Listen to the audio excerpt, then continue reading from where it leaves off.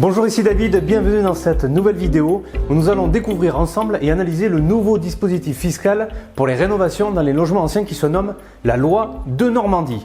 Cette loi est toute nouvelle, elle provient du gouvernement Macron et nous allons voir comment elle fonctionne dans cette vidéo.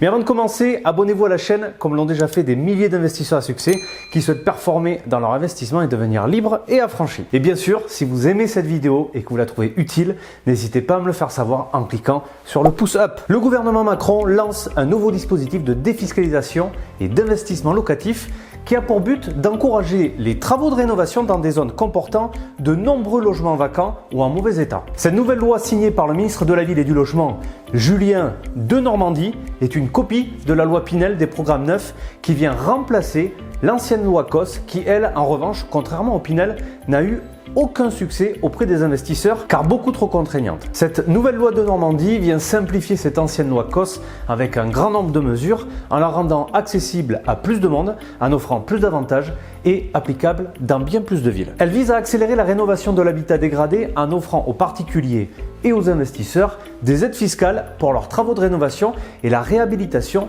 de vieux logements. Nous allons voir dans cette vidéo les conditions de cette loi et nous évaluerons les avantages qu'elle présente et ses inconvénients pour enfin déterminer si elle est intéressante pour nous ou pas. À ce stade, vous vous posez certainement la question suivante: dans quels endroits puis-je bénéficier de ce dispositif d'investissement locatif? Eh bien, vous devez savoir qu'il y a eu 222 villes désignées en France qui vont en bénéficier. Ces villes ont signé une convention d'État. Comme je sais que vous mourrez d'envie de découvrir la liste de ces 222 villes, eh bien, comme à mon habitude, je vous ai préparé une liste qui vous suffit de télécharger en cliquant sur le lien qui apparaît juste maintenant au-dessus. Vous serez alors dirigé vers une page sur laquelle il vous suffit simplement de mettre votre prénom et votre adresse mail pour recevoir immédiatement la liste des 222 villes concernées par ce nouvel avantage fiscal. Revenons sur cette loi de Normandie et voyons quelles sont ses caractéristiques et pourquoi l'État Macron nous sort cette nouvelle loi de défiscalisation. Cette loi va avoir pour but de se recentrer sur les centres urbains qui se sont vus désertés ces dernières années, comme par exemple les zones comprenant de nombreux logements vides ou vétustes. Ce dispositif a été pensé dans le seul but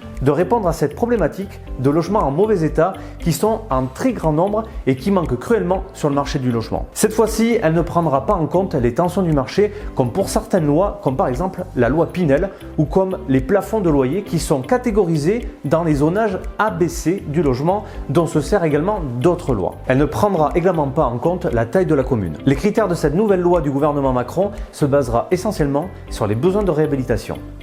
L'objectif étant d'apporter à ces 222 villes une meilleure accessibilité au logement et de facto une meilleure attractivité. Et ceci en incitant investisseurs et particuliers à remettre en état des logements laissés à l'abandon ou qui sont vétustes. On peut dire qu'avec cette loi, l'État place les investisseurs comme la pierre angulaire de ce projet.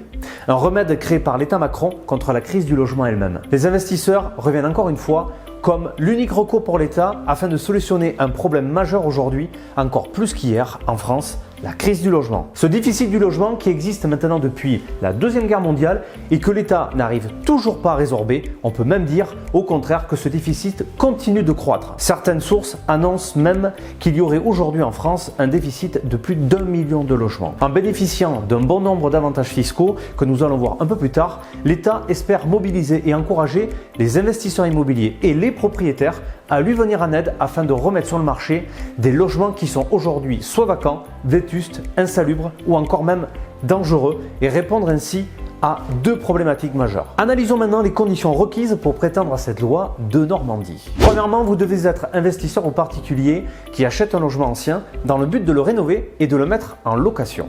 Ce dispositif est accordé autant aux particuliers qui souhaitent organiser eux-mêmes leurs travaux qu'aux personnes qui s'adresseront à un promoteur pour acheter un bien ancien rénové. Deuxièmement, cet investissement locatif devrait être fait dans les villes que vous allez pouvoir découvrir en téléchargeant la liste de ces 222 villes précisément et gratuitement avec le lien qui se trouve dans la description de cette vidéo. Troisièmement, il y aura bien entendu une limite à ces investissements.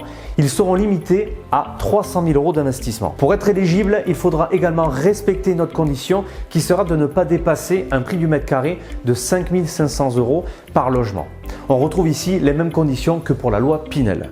En ce qui concerne les travaux, ils devront représenter 25% du total de l'opération d'investissement.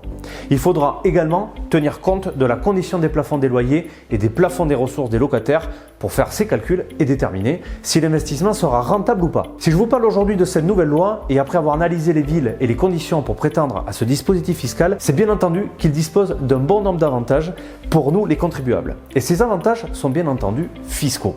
Cette loi ouvre à des réductions d'impôts très avantageuses, comme nous pouvons les retrouver dans la loi Pinel et dépendant de la durée de location du logement.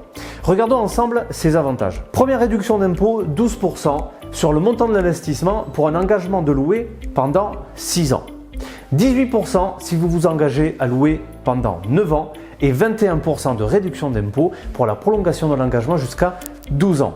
La réduction d'impôt porte sur l'ensemble de l'investissement, c'est-à-dire qu'il englobe le prix d'achat et le montant des travaux ainsi que les frais de notaire. Nous pouvons dire que nous sommes, avec ce dispositif, dans une pure stratégie d'incitation à l'investissement locatif dans l'ancien par des mesures et des avantages d'incitation fiscale très avantageuses. Cette loi de Normandie vient en complément de la loi Pinel qui incite à l'investissement dans le neuf alors que cette loi est en faveur des investissements immobiliers dans l'ancien. C'est la grosse nouveauté de cette loi de défiscalisation du gouvernement Macron. Pour conclure, cette loi présente un très gros avantage qui est de pouvoir investir dans un bien déjà existant qu'il faudra rénover et qui pourra très rapidement être exploité en location et apporter ce gros avantage fiscal tout en étant aussi rentable que n'importe quel investissement dans l'immobilier réalisé avec une bonne stratégie. Là où il y avait souvent de gros débats sur les dispositifs fiscaux proposés par les promoteurs lors de la commercialisation de programmes neufs, à savoir des prix surgonflés et des rentabilités relativement basses, eh bien ici on ne pourra pas se plaindre de cette loi de Normandie car plus besoin d'acheter un logement neuf à un promoteur pour bénéficier de gros avantages fiscaux qui ressemblent beaucoup à ceux de la loi Pinel. Les seules différences avec la loi Pinel sont qu'avec la loi de Normandie, on ne s'adresse plus à des logements neufs, mais à des logements qui existent déjà et qui peuvent être vendus par les agences immobilières ou les particuliers eux-mêmes. La deuxième grosse différence qu'on pourra noter est que les fameuses zones ABC disparaissent pour laisser place à une toute nouvelle liste de 222 villes fraîchement créées que vous pouvez, je vous le rappelle, télécharger gratuitement avec le lien qui se trouve dans la description de cette vidéo juste en dessous. Mon opinion sur cette loi est donc très positive, mais attention, rappelez-vous qu'un avantage fiscal passe toujours après le bien lui-même. L'avantage fiscal ne doit être qu'un avantage de plus et non la raison principale de votre investissement immobilier. Nous arrivons à présent à la fin de cette vidéo et je vous remercie sincèrement de l'avoir suivi et espère que vous l'avez trouvée utile et intéressante. S'il y a des sujets précis sur l'investissement immobilier que vous souhaitez que je traite dans une prochaine vidéo, n'hésitez pas à me l'écrire en commentaire. Et pour finir, je vous demanderai de bien vouloir me mettre un pouce up pour m'encourager à vous publier une nouvelle vidéo chaque semaine.